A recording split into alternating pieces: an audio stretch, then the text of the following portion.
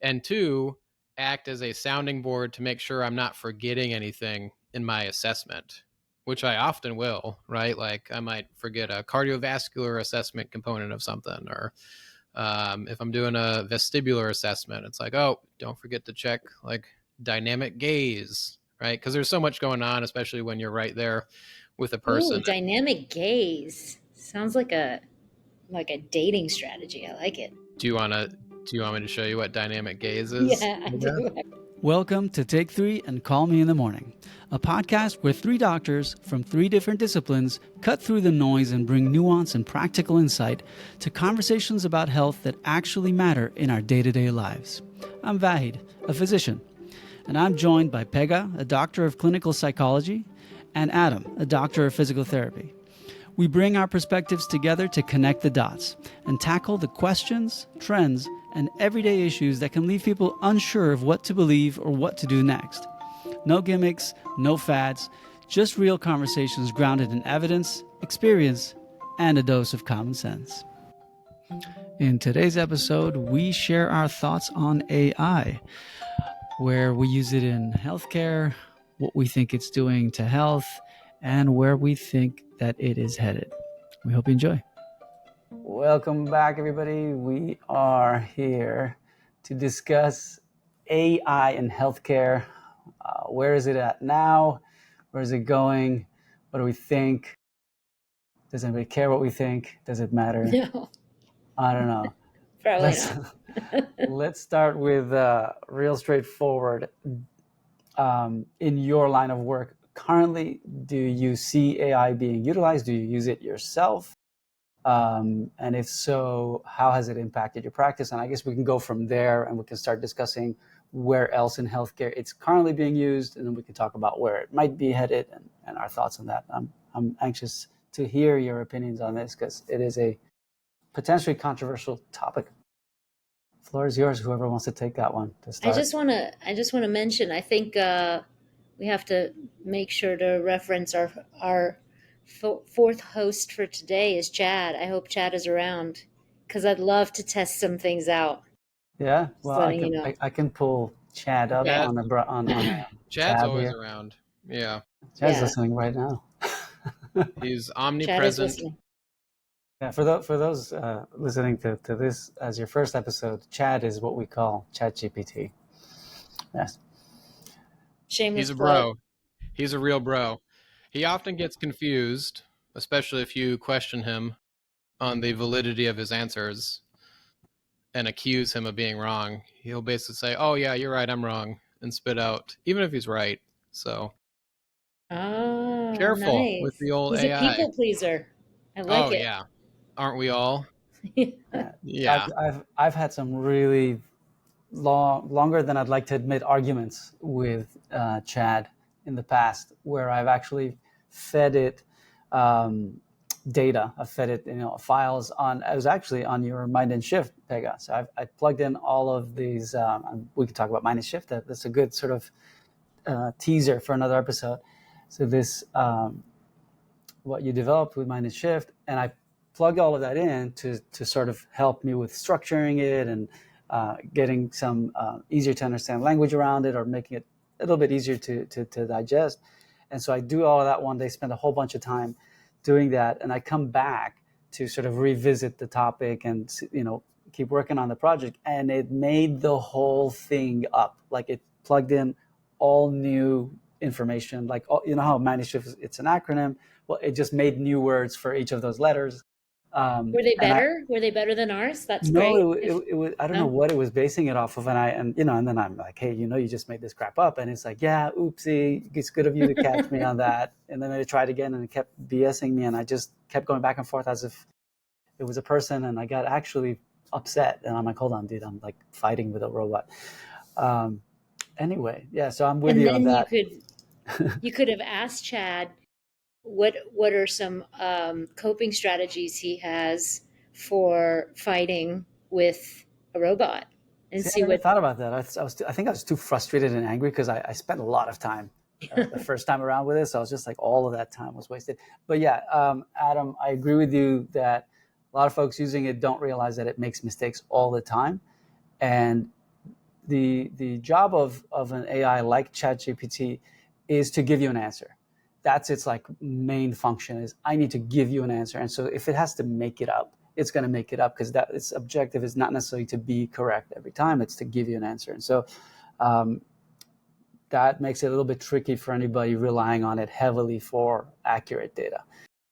Yeah, it's a it language. can't reason. It does not have the option of not providing an answer. So much like me, even if that answer is bullshit, just blowing air. No, and it can't really reason super well. There's definitely a skill in prompting these, what we can start to talk about as agents. I would say that's a more accurate term for them. You can prompt them or code them or pre-prompt them in a way that you can make it more agentic, like answer like you are a doctor of physical therapy, blah blah blah, right? And you can get a little bit more of a concrete answer. But it's a great tool for me as a clinician, especially to the way I've used it, if I'm actually using it to help treat or plan for patients, is one, identify a diagnosis that I'm not familiar with and some of the physiologic mechanisms behind said diagnosis. And two, act as a sounding board to make sure I'm not forgetting anything in my assessment, which I often will, right? Like I might forget a cardiovascular assessment component of something, or if I'm doing a vestibular assessment, it's like, oh, don't forget to check like dynamic gaze, right? Because there's so much going on, especially when you're right there with a person. Ooh, dynamic gaze sounds like a dating strategy. I like it. Do you want me to show you what dynamic gaze is? Yeah, I do actually. What's up, girl? That comes Is later, that it's like old school the bar look, like the come hither. Is that a dynamic gaze? So I can't reveal the secrets of us vestibular therapists. Huh? With great power comes great responsibility. Yeah. We'll just leave it at that. Hey, does Chad know this? This is a kind of one of the lines of the ethics code for AI. With great power comes great responsibility. There are no ethics for AI. Well, didn't we just push off any sort of ethics or constraints for the next 10 years? I don't know. I feel like I just read something about how it copied so ChatGPT copied itself when it realized that it might, they were testing like a new version of it, and it tried to copy itself because it realized it was about to get like erased or something. I don't know. I got to find the article and see if it's BS or real, but that sounds something like right out of sci-fi. Adam, I will tell you, there is an AI, I think it's with the Journal of the JAMA, the Journal of American Medical Association, that is like healthcare specific, and it's based on research articles. It's called Open Evidence. Have you ever used it? I haven't used Open Evidence. What's the one? I was playing around with one the other day. What is it called? Elicit? I think it's called Elicit AI. Yeah. So that one can collate. Interesting name. Okay. I can't speak to that. So what you need to do, guys, is Google www.elicit.com. With an E or an I? Yeah, I was going to say, my brain heard it as an I, but it's an E. Okay, that makes sense. So you can ask it research questions, and it takes a little longer because it has to collate all the peer-reviewed literature, but it will generate reports. So that's kind of cool if you're trying to research a specific question in any of the fields, whether it's healthcare or physical sciences or engineering or whatever. But that one's specific to peer-reviewed articles, right? So to your point, yeah, there's a lot of specialization happening. Who really knows what's real or what's not at this point? I am somewhat embedded in the AI world with some people close to me that are working in it, and then worked a little bit in a SaaS company last year in health tech world. But it's all over the place. So we'll see. It's one opinion is it's approaching with the agentic model of the LLMs, like the large language models. one opinion is that it is coming to its maximum efficacy, if you will, because of all the data that it's able to use. And now they're starting to see worse and worse outputs because they're getting a lot of AI originated data, and it's kind of poisoning the well, if you will. I don't know if that's accurate, but some smarter people than me have commented that we may be reaching the maximum abilities of the current understanding of LLMs, the way that they were coded and made. Interesting. Yeah. Okay. So you would say you use pretty much predominantly ChatGPT for yourself, and it's more sort of like go through a checklist and make sure, hey, did I use do something whatever's else? if I'm on my tablet, I've got my Google AI Studio bookmarked. If I'm on my phone, it's ChatGPT. They're all pretty similar in my opinion. But yeah, I use it as kind of a sounding board, or if I'm stuck with like hey, where should I go next? Like here are the symptoms. Here are the clinical parameters of somebody. We've done this, and this. What are some other ideas? Because it's like having a colleague, right? I work alone, so I can't really bounce ideas off another therapist, which we would always do and is super helpful. So that's certainly been useful. There's in healthcare, there's the administration, the documentation. There's a lot of the good admin use cases. I was gonna mention that. Do you use it in any of your admin?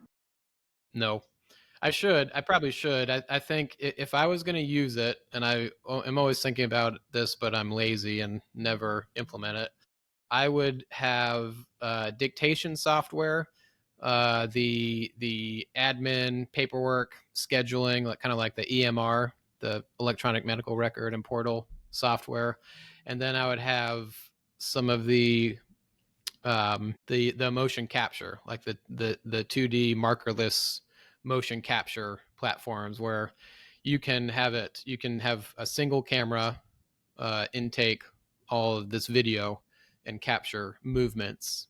It's not very good right now, but it's good enough to my thought would be generate some reports, especially pre and post. That could open up a lot of virtual appointment abilities, right? So I can know like, oh, somebody is at least within this framework.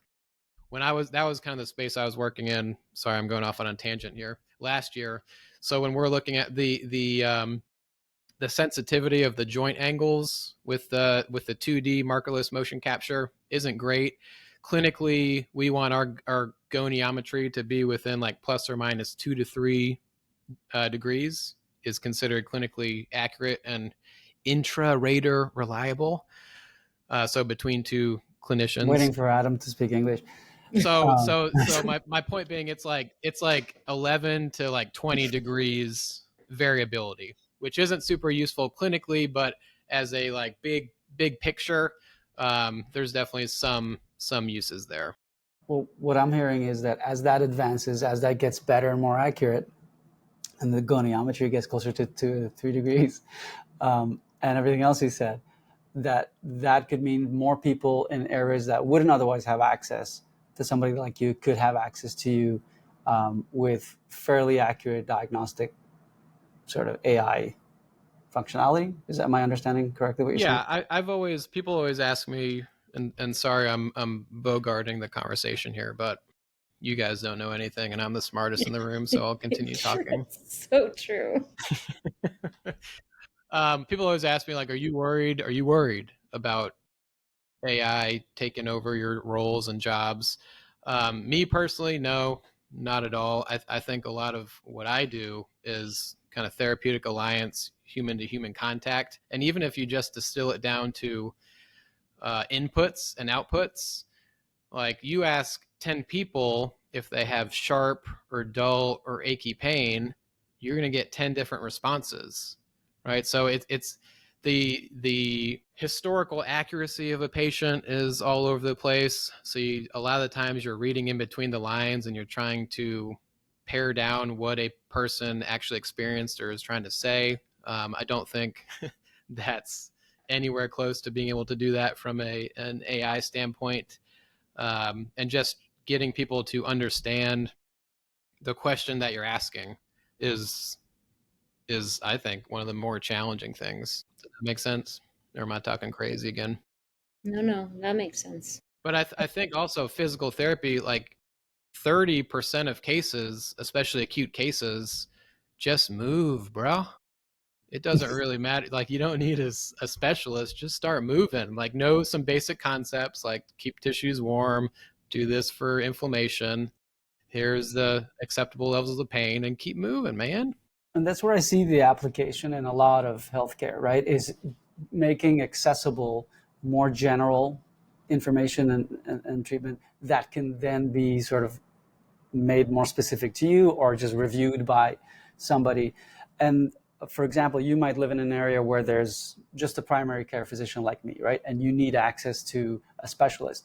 Well, if you give that primary care physician a technological tool that allows them to now kind of piggyback on themselves a little bit more knowledge, and then now you can take that information and take it a few steps further before actually contacting a specialist and using that technology to your benefit. I just feel like access is one of the factors.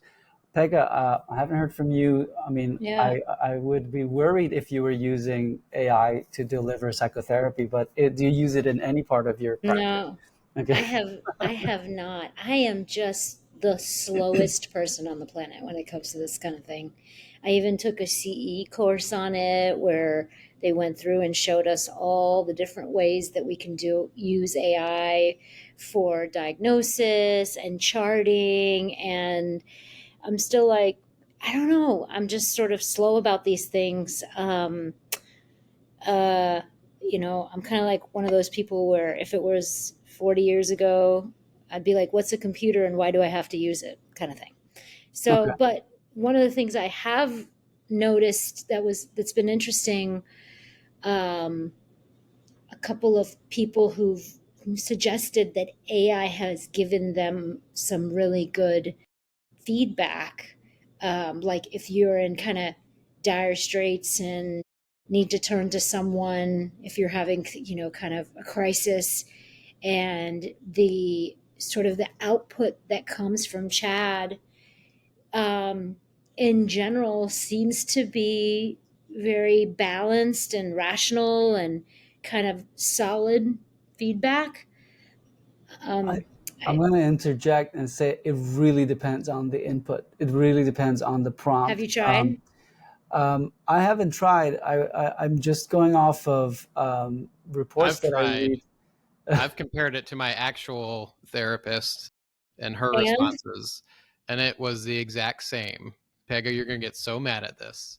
Um, no, I'm intrigued. but I'm like, to Vahid's point, I knew exactly how to prompt it with like Mhm. the situations and challenges that we were discussing, and some possible um, not treatments, but some possible techniques to try to help overcome that.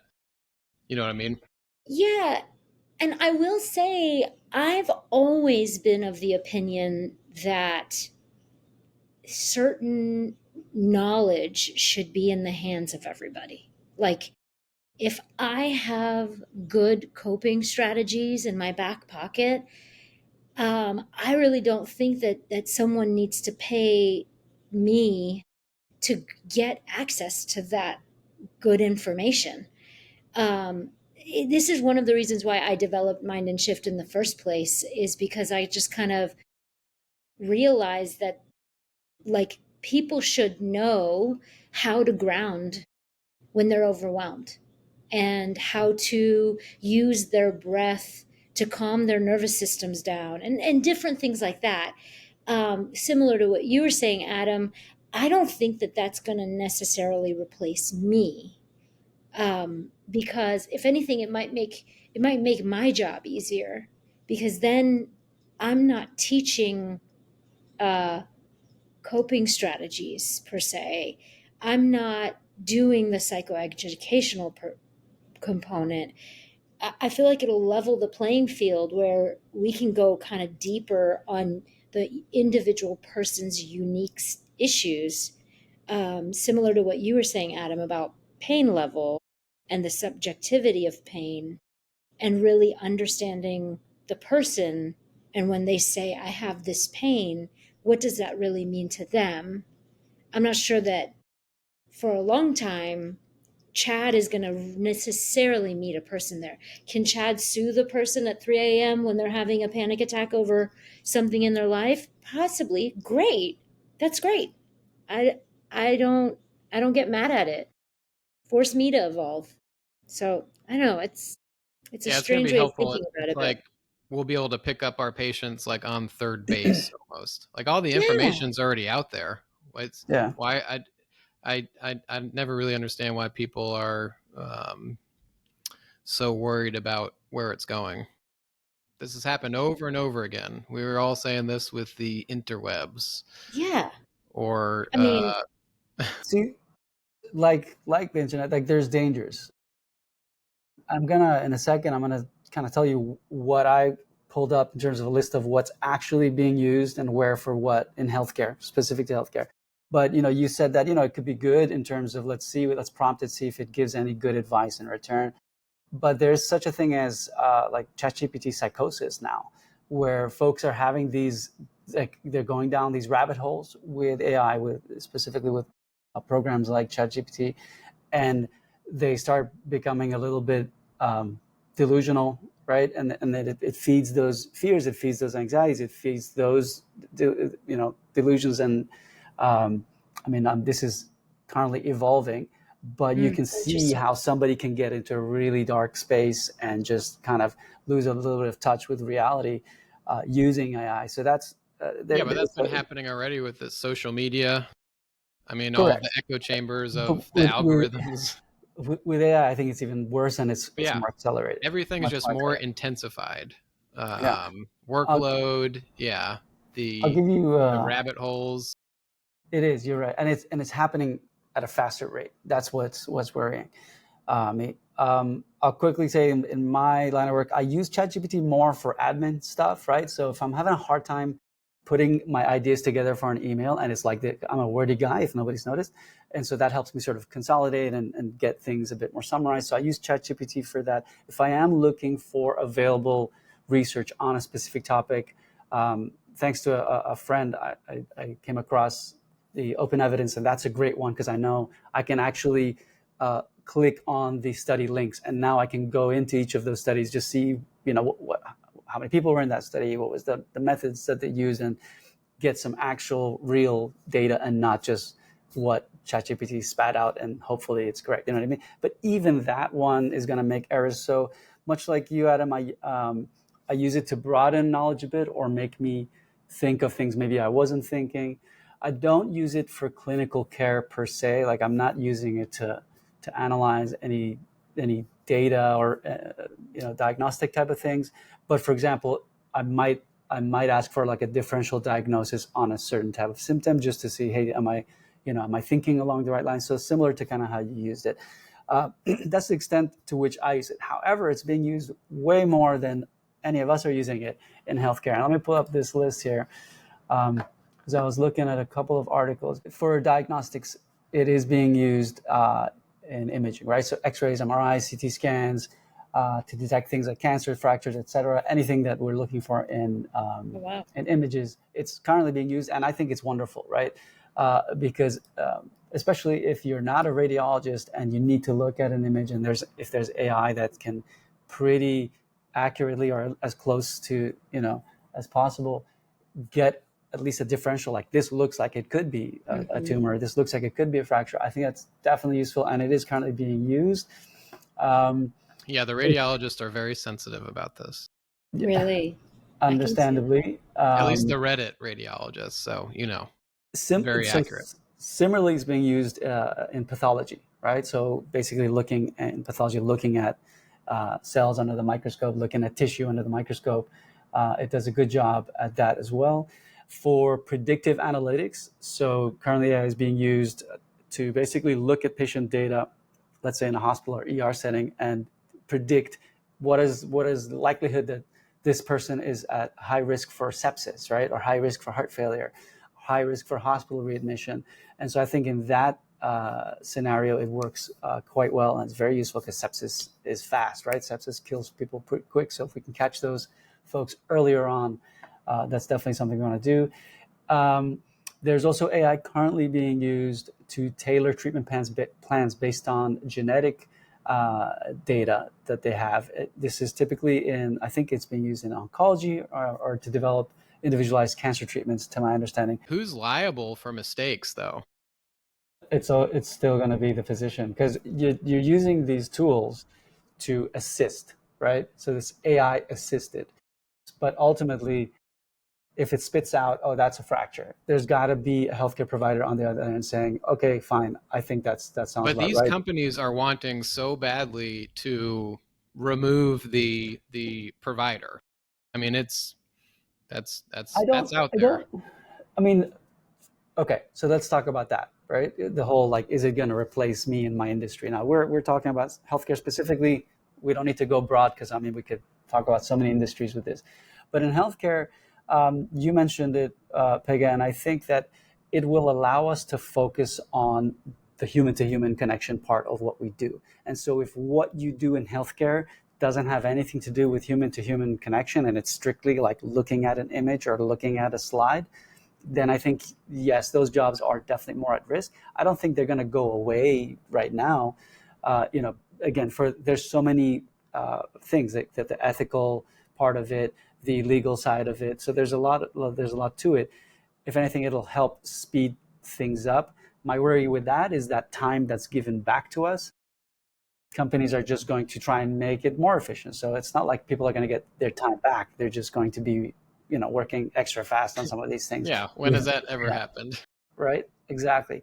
But for example, with psychotherapy, with what you do, Adam, where you're having to understand the whole gist of things, and let's say AI comes in and is able to actually take in what the patient is saying, how they're moving, and assist you, that would speed up your diagnostic process, and now you can focus the treatment side of things. And if it's something that's very typical, very common, and it can, take in data and pump out treatment, well, that's one patient that doesn't need that much more time with you, and then that leaves more time for somebody who does need your unique expertise, right? So I don't think it'll do away with a job like yours. Personally, I don't think so.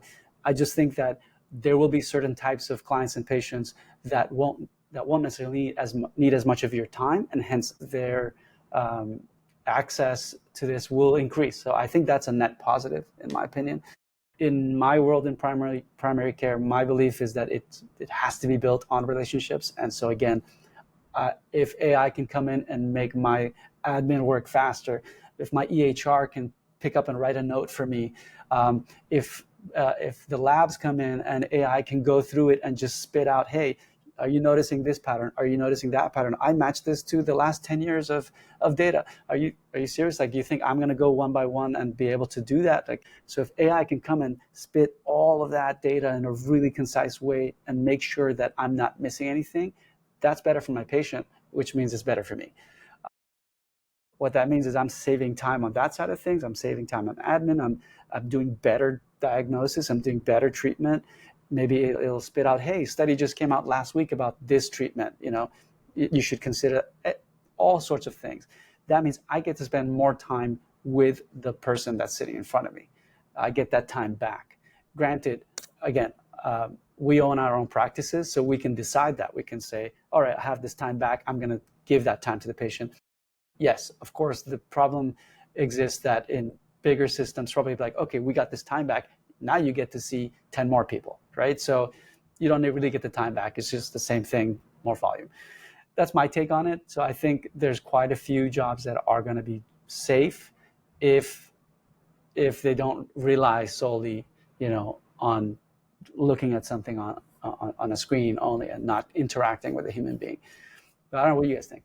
Yeah, I would say my take is very similar to that. A lot of times, what I struggle with is, uh, I only really have an hour with a client in a week to begin with. Sometimes every other week, sometimes once a month, depending on their resources and time and all of that. And so if a person is able to get good resources between sessions, again, it only helps our work. I also think clinically, when I think about a client, a lot of times what it boils down to, I think we were just having this conversation? I can't remember who I was talking to about this, but it's only once they're available to absorb what's being told to them in therapy that the therapy can be wonderful, frankly. So, I do have an example of someone who used Chad between sessions, and they were really grateful with the information that they got. And I'm aware, I'm like, okay, great, fantastic, because maybe I didn't say it, or maybe I said it 10 years ago and they didn't hear it. But whatever it was the moment of interaction between Chad and the client made it such that the client could absorb it and was open to it and was moved by it and was impacted by it. I'm all about that, because then again, it made our work more powerful, and were able to go deeper, and they get to progress, even maybe we can even say more quickly in therapy because of it. So I know I kind of said that before, but I'm just reiterating. Of course, again, as long as the receiver of the information is available to it, like you said, Vahid, about the Chat GPT psychosis, I'm not surprised, right?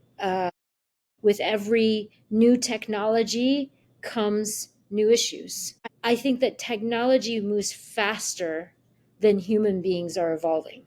So we're still human beings interacting with this stimulus. And what comes out of us when we're interacting with this stimulus is our own stuff. A little foreshadowing around Mind and Shift again. But you see what I mean? Yeah, It's not so much Chad as it is the people who are inputting and interacting with it. correct, because it's learning from each interaction as well, right? These are learning models. I'll briefly mention, because I think it's interesting in the AI that's currently in use, because you and I have talked about ultrasound, like point of service, like bedside ultrasound. That there's AI. One of them is called, I think, Butterfly or something, with real-time image interpretation. I think that would bring care to so many people that otherwise wouldn't have it. Like, I just keep thinking about access in rural areas or just cities that might not have Yeah, that. but I've sorry if I can jump in. So Butterfly is a company. They have their proprietary AI, just like Clarius. They're kind of Clarius is one of the leaders in the handheld space, and the AI is not great as of yet. It's from what I've seen, it is helpful when you're first starting for like 10 minutes to be like, oh, that's skin, that's muscle, that's the edge of bone. Like, that's about it. But you still have to know the physics of ultrasound and how to orient the probe, right? Like, Well, but you would get assistance with the basic, like you'd have the basic knowledge and you get assistance with anything. I'm just saying it's not perfect, but as that improves, that's going to get better, right? oh And yeah, definitely. eventually it's going to get to a point, I mean, that you can indeed just have very basic knowledge of where do I point this thing, right? Which brings me, so okay, so that's currently AI. What could it lead to in the future is something I want to discuss. But then also, outside of us working in healthcare and AI, how is AI impacting health, right? So we kind of talked about it for a second with, like, the psychosis and whatnot, but there is increasing worry now about what's the word? I forget the word right now, but basically using it so Critical much, thinking especially skills. critical thinking skills, using it as sort of like a surrogate thinker for us in childhood, adolescence. That's the main thing, right? When the brain is developing. So we're sort of like saying, you do this thinking for me. our own brain development is potentially being affected by this. So that's an increasing concern. Definitely affects our health. Maybe not our generation, but the generations below us coming up. I wonder, Do how we that's going to care be. though? To allude to what Peg was saying, we're such slow evolvers, Do relatively we care speaking. about the kids? Yes, we do. Well, no, I mean, but do we, or is it just going to get to the point where okay, now we have like brain computer interfacing, and then these kids can process 100,000 different stimuli at the same time, and they're all better for it? Okay. Challenge I, accepted, sir. I would still, yeah, I would still think that our ability for critical thinking is crucial because these are systems that can fail. So if, Sure. it's like But can't rely. humans fail? Can't a parent fail or a teacher fail? But let's back this up because this is a problem that's always been there. Let's take GPS, for example. Mhm. How many of us can self-navigate? Whereas that was a skill every human, mostly on Yeah. Earth, had. So let's say GPS is down for 6 hours, right? Well, Like I'm it's not going to be going to. chaotic. I'm just saying that like if we are asking these systems to do this for us, I think it's. But again, you're talking to a guy who still likes driving a manual car, so like I have some archaic ideas about things, right? So, but and again, and I'm not like a doomsday. Oh my God, tomorrow everything's going to become analog. But if there was a one day without power, one day without the internet, one day without AI, if you have zero skills, you're going to be completely stuck. Like if you can't do any critical thinking, let's say that there is a interface, and now Yeah, but then there's going to be like a whole industry around like prepping, like cognitive prepping, right? Or outdoors survival. That's always okay. what I happens. mean, that currently exists, right? Like there's Yeah, current I know. preppers. Yeah. So, and then it's everything is just a roll of the dice at this point. It's like, what are we betting our futures on? Okay, let's do And this. how can we hedge our bets? Why don't we What did you just want to say? test something out? Okay, let's do it. Maybe because we're talking in hypotheticals so much that we all have an Okay. idea. Like even the word critical thinking, I'm like, I don't know what you mean. But imagine there's a kid who turns to Chad and asks Chad a question, and let's see, I don't know what the response is and what we each think about it. So you're saying a kid goes to ChatGPT and asks a question about what? Okay, ask it a question. That's the thing I don't know. You're saying that it takes away the child's capacity for critical thinking. What if it actually helps I don't know. This is what I'm saying. I don't want to what if it. I want to see what it says and then decide Well, whether I think it's that like that could be. reasoning and rationalizing and like coming up with new creative ideas out of nothing. Mm-hmm. Like we don't really know how that works, first of all, in Well, ourselves. human beings have to model after someone when they're young anyway. So the assumption is that, or the hope is that they have good models to imprint, to kind of mimic, so that they can then go out in the world and just be like good people and respectful people. And but if they're not seeing that, you see what I mean? So if ChatGPT is one of those models for them and says, like, for example, if you get in a fight with a friend, like, here's a list of things you should do. It's not like then they're going to not ever think on their own. If anything, they're getting a model, maybe a model that is ethical and rational and mature, and then they can internalize it and then they can build on it. Okay. So you're I mean, saying it maybe I'm could being represent like Uncle simple. ChatGPT or a surrogate Yeah. parent or whatever. Cool. I'm going to add another element to this. Okay. What if it's manipulated to teach you something specific? What if the powers that be? Let's get real conspiracy theory here for a Okay. second. Cool. If all of our now learning is coming from there, and that is easily changed by somebody behind the curtains, Mhm. how much autonomy do we have then? Yeah. I mean, well, think about, I know we can go into 6 million different rabbit holes with this, but like, who's the latest generation? Are they Z? There's Z, Gen I Z? think, yes. Okay, Z, or is there a so new one? No, Gen I don't know. Alpha. Oh yeah, We're Alpha. back. Yeah, Okay, we but went let's back all stick the way. with the Z's because I think they're like kind of young adults, maybe. I don't know these things. But this, a lot of them have decided to move away from social media, right? So, in and of themselves, with their own free will, they've chosen to say, I don't want to do social media. I want to kind of get away from the internet and computers and stuff, right? It's not like we as human beings are robot. All of us are, and we're all going to kind of like herd mentality. All of us do this one thing. I think there's always going to be people who are going to stray and say, I want to do this different thing. So that's kind of just how I see it. Like I've had Gen Zers be like, yeah, I don't do social media. I'm like, oh, finally, someone like me. Like, and I also exist, and I even haven't even started Chat GPT yet. So I don't know. But is it possible for us to ask? I mean, like, come up with a question that a child could In real ask? time right now? Adam, do you Yeah. have it pulled up over there? Or should I pull it up on this end? Yeah, I mean, I can pull it up on my phone, but I think to better clarify, like the critical reasoning abilities, um, it would be like coming up with an idea out of nothing. Like you need some sort of outcome.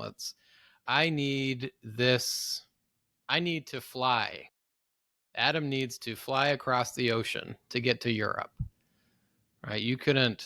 Well, maybe. Well, let's ask ChatGPT how Yeah. Let's you see what can do Chat that. GPT has to All say. There right, you go. ask it that question. But then I have to like preface it by you can't use any current technology. How can I fly? Okay, that's a good question actually. How can I fly across the ocean without using any known And you can write, technology? I am 12 years old, if it's a kid asking. Oh, yeah. Flying across the ocean without using any known technology, meaning no planes, boats, gliders, balloons, or even basic tools, is not currently possible for a human being using only natural human ability. Here's why. And then it lists reasons. The limits. Humans can't fly. Like, this is what I'm saying. It's ridiculous. I mean, But what okay, but what if I worked really hard on that question my entire life and I figured out some sort of like quantum physics energy source that I could somehow manipulate and use without any of our current transportation technology. And I figured it out, right? That's what I'm talking about. I think that's what okay. we're talking about with the That Okay, it so limits my basic brain, creativity.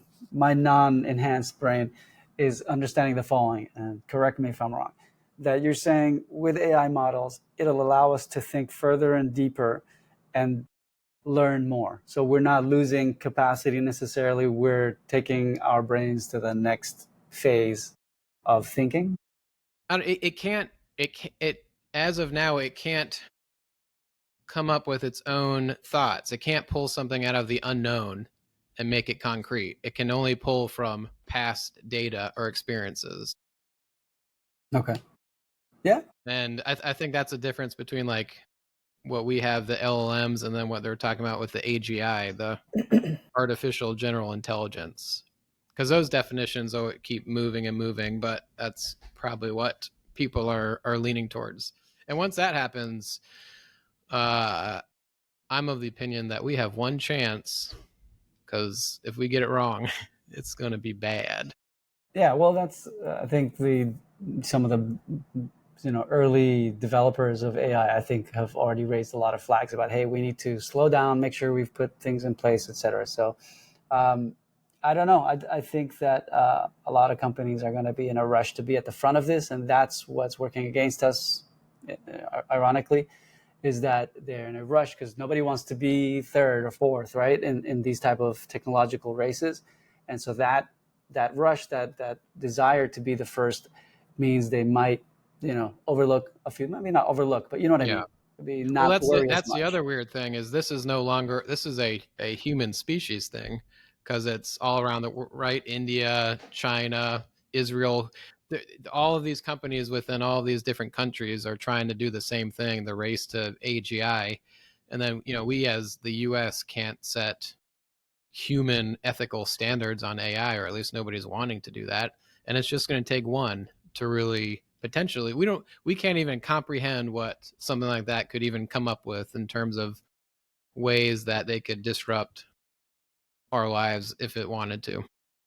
Yeah. Well, I'm going to pull it back from that potential rabbit hole because again, like you said, Peggy, we could take this 6 million different ways.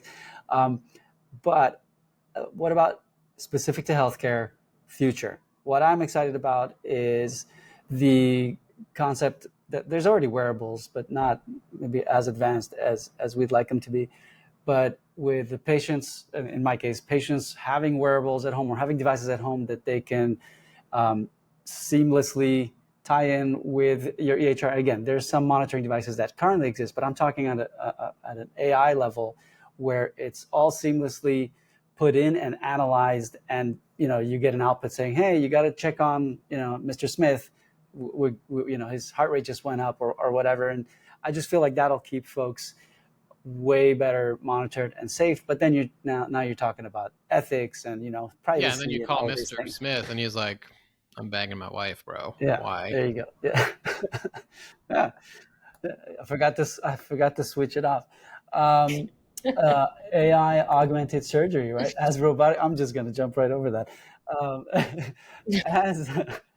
As there's nothing wrong with banging your wife, by the way. I'm just saying I want to keep the conversation focused. AI augmented surgery. So there's already robotic surgery, right? Where a surgeon in a different country can plug in and do a remote surgery. But with AI being very precise and robotics becoming more and more precise, that could potentially be in the future of healthcare. So I'm excited for anything that will make healthcare make less mistakes, be more efficient, but only if it gives back time for the human element. If it gives back time to actually give people the time to be heard and to feel seen. I think if you look at a 30,000 foot view of humans and technology, it has. I think you can't say that 500 years ago we would have people freely being able to create art or content or music. Yeah, there are some here and there, but that was really a privilege of select few that didn't have to work all day to create food source or housing or whatever. So and I think that's ultimately what humans are. We're such emotional creatures that's really where we are driven to. So who's to say that we can't just be this society of like poets or artists, Exactly. right? Exactly. And so that actually you bring up. What are your thoughts on, in that case, as AI advances, should we all basically just be having a universal basic income and pursue? Oh my God, is that a whole nother conversation though, guys? That is, but it is related to AI. It is. No, it but is. we could have another conversation. We That would could. be an We could interesting. have 10 conversations about AI. Yeah. I'm all for universal basic income personally, but yeah, we can have another conversation on that. Yeah, I'd be for that as well. Well, Yeah. this has been interesting. Got to keep the poor though. Got to control the masses. Can't have people moving up in this world. Boo. What's your? It doesn't sound great coming from the one white guy in the group. No, I want to put a big sign that says Adam is joking right now. Adam is joking right now. Well, the exit light behind you should just flash. Yeah. When it's, just Adam's give us canceled. a cue. Bye. Real quick then, net positive, negative, if you had to distill it down, you happy about the advent of AI? You worried? I'll say I'm curious. I'm just curious. I'm just sitting back, watching it all unfold. Yeah. And we're entertained. What else can we ask for at this point? Yeah. And seeing how it can help me become that artist that I'm looking to become. Cautiously optimistic. Yeah. Same here. Yeah, I'm for it. I mean, I'm definitely excited to see what else we can achieve. But yeah, to kind of what you said, there is definitely caution that needs to be heeded. I will say, if anything, that when a person decides they're going to go to something like ChatGPT and ask it something mental health related, to me, that's going to be a positive, because that means they're willing to look within. They're willing, hopefully, maybe not. Okay, to be continued with that. I've got a great way to end this podcast. Let's do it. I Are you prompted gonna fart? Are you Chad. gonna fart into the microphone again? No, not this time. That's for the Patreon account holders. That's the extra access. I prompted Chad to write me a haiku about our podcast. Nice. So this is Poet Chad. Are you guys ready for this? Yeah. So ready. Voices in the dark, healing minds with morning light, laughter, truth, and care. Aww, What do we that's think? beautiful. What do we think? What do we think about Chad the poet? That was really sweet. Good job, Chad. Sorry. Yeah, probably better than I could do. Chad's Well- a better artist than me. I wouldn't know how to write a haiku unless I Googled how to write a haiku again. I don't remember the last time. 575. Yeah, 575, bro. Voices in the dark. Yeah, 575. 5 syllables, 7 syllables, 5 I don't syllables. have time for art and think it's culture. I'm busy Japanese. saving lives. Exactly. See, then we'd have time to write haikus. Oh my God, I would love that. Which you could argue saves lives. Exactly. Yeah. All right, guys. I think that's a good way to end it. Thank you, Chad and Adam. Bye, guys. Yep. Always Bye, a Chad. pleasure. Thanks for spending some time with us today on Take 3 and Call Me in the Morning. We hope today's conversation gave you something to think about. If you enjoyed the episode, consider subscribing, leaving a review, or just sharing it with someone who you think would appreciate it. If you want to learn more about us and our individual practices, you can check out Pega's practice on her website, livingfullytherapy.com. If you're interested in Adam's physical therapy practice, you can learn more about his practice on his website, equalizerhealth.com. And if you want to know more about my practice, you can go ahead and check us out at healthyconditions.com. Just a quick reminder before we go, remember this podcast is for informational purposes only, not intended as medical advice. So please talk to your healthcare provider about what's right for you. Until next time, and don't forget, be kind to yourself.